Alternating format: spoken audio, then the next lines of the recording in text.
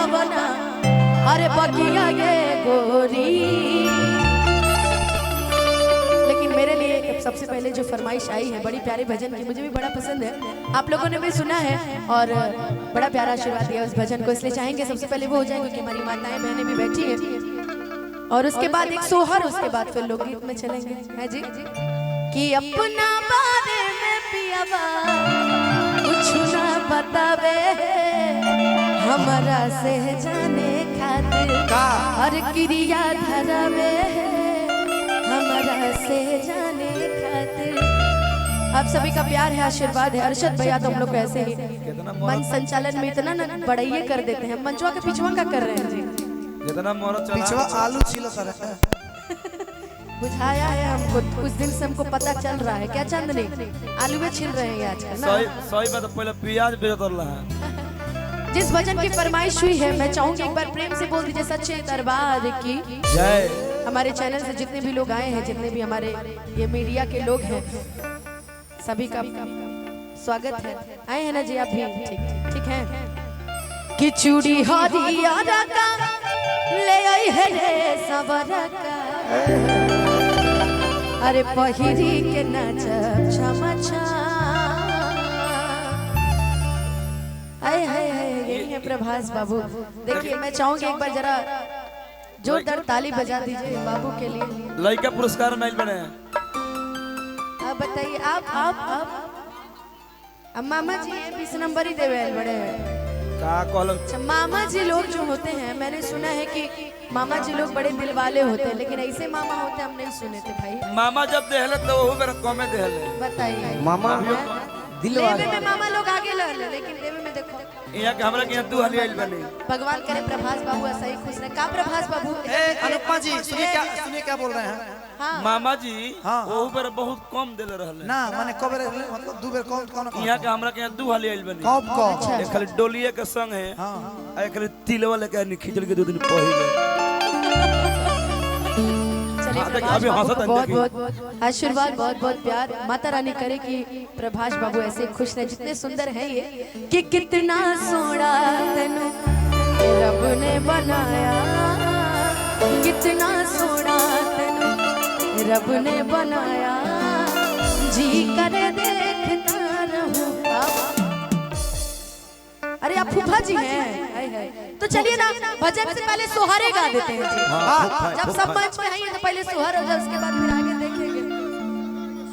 सोहर ना आप भी मामा जी हैं? कितने सारे मामा हैं भाई? ढेर जना मामा बनी जा हमनी के लगी जाता रहुआ। एगो धनंजय जी भी मामे लगे का जी। सेकंड हैंड हम भाई लागे नहीं भाई।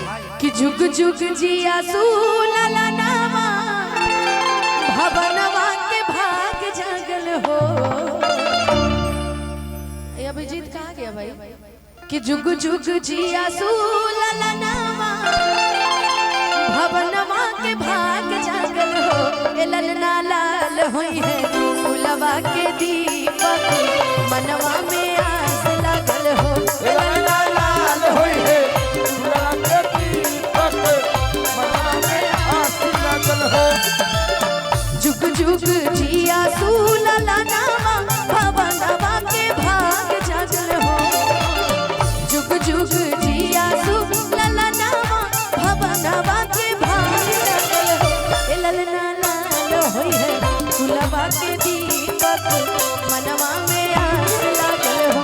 ए ललना लाल होई है फुलवा के दीपक। भैया आप धीरे धीरे चलते रहे। आप आइए, इनको हम देखे कमरे में पैसा गिन रहे थे, 20 टकियों गिन रहे थे बड़ी देर से, तभी हम समझ गए थे। अच्छा ये भी मामा, सब मामा, ये भी मामा ही है, तो मामा से लेने का फर्ज है। नकिया तो हुए जैसे बाबूजी के अखिया हमाई के हो। नकिया तो हुए जैसे बाबूजी के अखिया हमाई के हो। ओ ललना मुहावा चनवा सूरज हवा सगरोवा चोर भइले हो। ललना मुहावा चनवा सूरज हवा सगरोवा चोर भइले। लेकिन मैं चाहूंगी मामा जी की तरफ से अगर मुझे कुछ कहना रहे तो एक ही चीज कि तुझको ना देखूं तो जी घबराता है,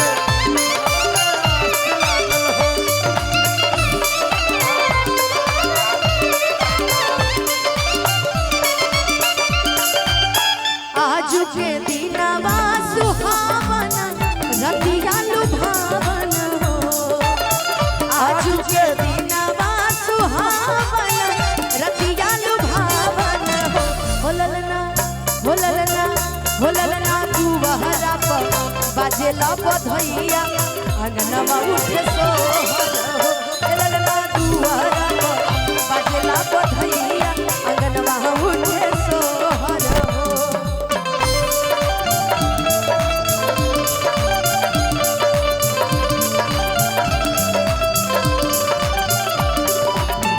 आप भी ये बड़े भैया की तरफ से आशीर्वाद पुरस्कार पप्पू जी के तू चीज बड़ी है मस्त मस्त तू चीज बड़ी है तू चीज बड़ी ललना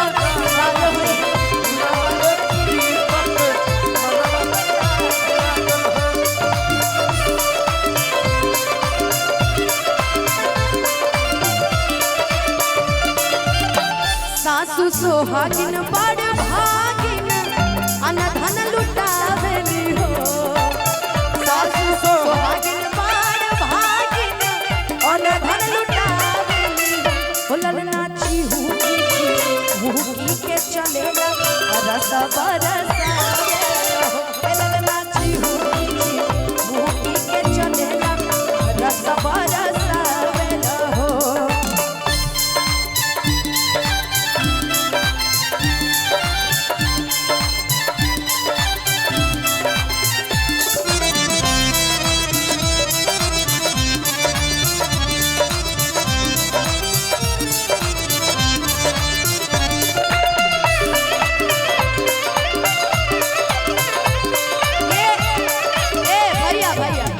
चाचा जी हमन के बड़का पापा हमनी बताई पप्पू भैया तो कहत रहे हम दोस्त है तो दोस्त चाचे ना लगेगा जी कि नहु के मामा के श्रेणी में शामिल कर देवल जाए ना बड़का पापा हुए नहीं ना नाची नाची गावेली बहिनिया ललन के खेलावेली हो नाची नाची गावेली बहिनिया ललन के खेलावेली हो ललना हो ललना हो ललना तू बहरा पर बाजेला बधैया अंगनवा उठे सोहर हो ललना तू बहरा पर बाजेला बधैया अंगनवा उठे सोहर हो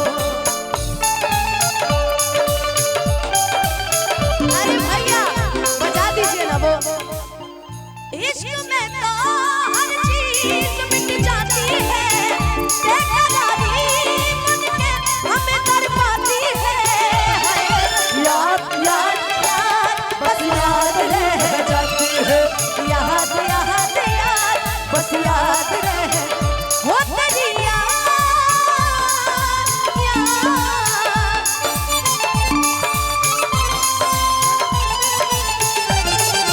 याद याद बस याद रह जाती है याद याद बस याद रह जाती है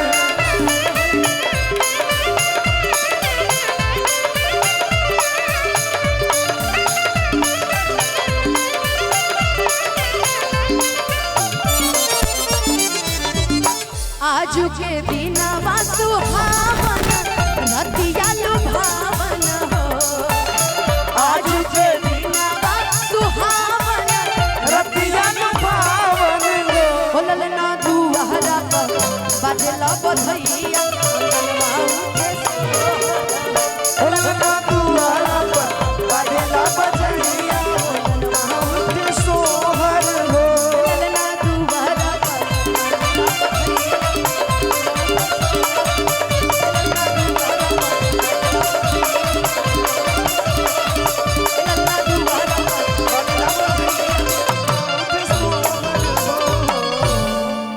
ललना दुआरा पर बाजेला बधैया अरशद भैया पप्पू अंगनवा चाहिए थोड़ा सा उठे मंच को हल्का सा सोहर। खाली कर दिया जाए बेहतर है। तनिक तनिक मंच को थोड़ा सा खाली कर दिया जाए।